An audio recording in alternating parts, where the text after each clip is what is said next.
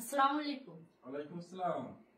এবছর ঈদে আমি সুন্দরভাবে বুঝাইয়া বলি, চিল্লাইয়া উঠবা না। এবছর ঈদে তোমার কাছে আমার ফার্স্ট ঈদ, তো তুমি আমারে সালামি দিলা না কেন? সালামি দেওয়া কোনো বিধান আছে? কিসের বিধান আছে যে সালামি দেওয়া লাগবে? আচ্ছা, এটা বিধান নাই তো আমি তো তোমার কাছে ঈদের মার্কেট পাওয়া সবকিছু পাওয়ার উপযুক্ত ছিলাম না? তাহলে তুমি কেন দিলা না? সবাই জানে আমার যে এতগুলো ফ্রেন্ড, সবাই জানে যে আমরা দুইও স্বামী স্ত্রী সৌদি আরব থাকি। তাহলে তুমি আমার এবছর ঈদে মার্কেট কেন দিলা না? মার্কেট সবসময় লাগেনি করা। লাগি তো। মার্কেট না করলে কি ঈদ হয় না? মার্কেট করা লাগে বাচ্চা কি বাচ্চা? আমি কি বুড়া হয়ে গেছি? ওয়াল্লাহ, তুমি কি করো এগুলো? আমার দিকে তাকাও।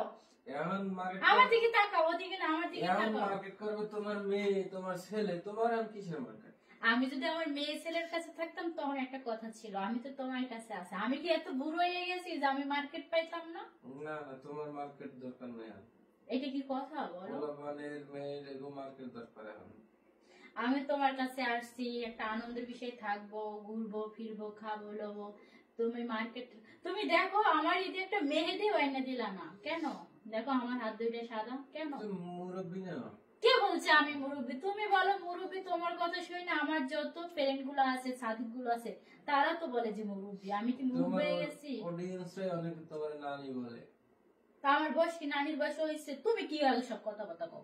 হেরা করলে আমি খেতাম, আমি দেখি না কমেন্ট মাঝে মাঝে তো নানি বলে। নানি বলে না? হ্যাঁ গো, সোয়ের সামনে যদি আমি নানি হই তাহলে তো এরা নানি বলে। তো যাই হোক, এটার কোনো বিষয় না। তুমি আমার আগে বলো, তুমি আমার সালামি দেওয়া দিলা না, আর ঈদের মার্কেটটা কেন দিলা না বলো? না না, আমার জানা মতে সালামি দেওয়া কোনো বিধানে নাই। কিসের বিধানে সালামি? আমার তো টাকা পয়সা থাকলে তোমার কাছেই থাকে, আমার সালামি কিসের? তোমার টাকা পয়সা তো আমি ছুঁইও না।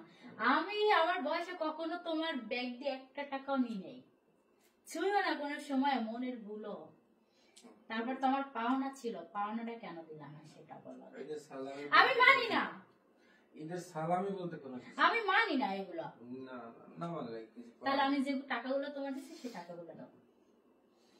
টাকা তো কাছের ফল, জিলা আদে মনে পড়বে না। আমি কিন্তু ধরে আমি ধাক্কা মারবো তাড়াতাড়ি।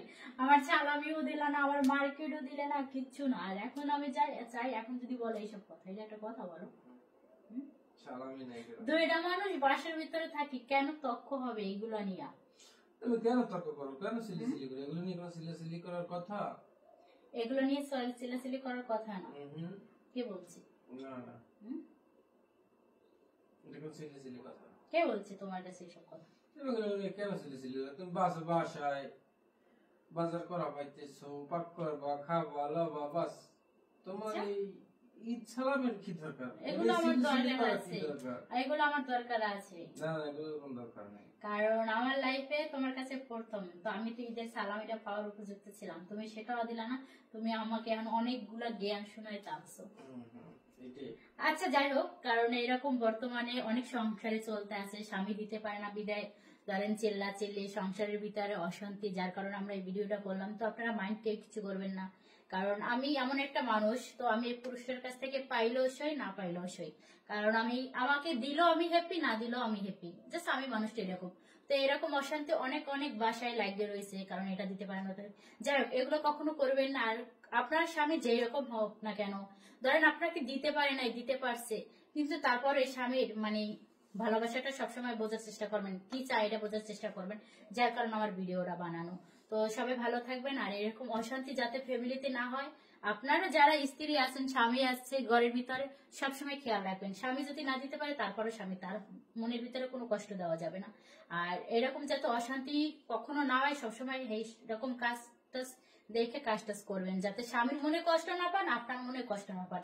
আপনার স্বামীর যদি অর্থ থাকতো তাহলে নিশ্চয়ই আপনাকে দিত, যেহেতু আপনার স্বামীর কাছে অর্থ নাই বিধে আপনাকে দিতে পারে না। তো সবার যদি ভালো লাগে ভিডিওটা শেয়ার করবেন, আর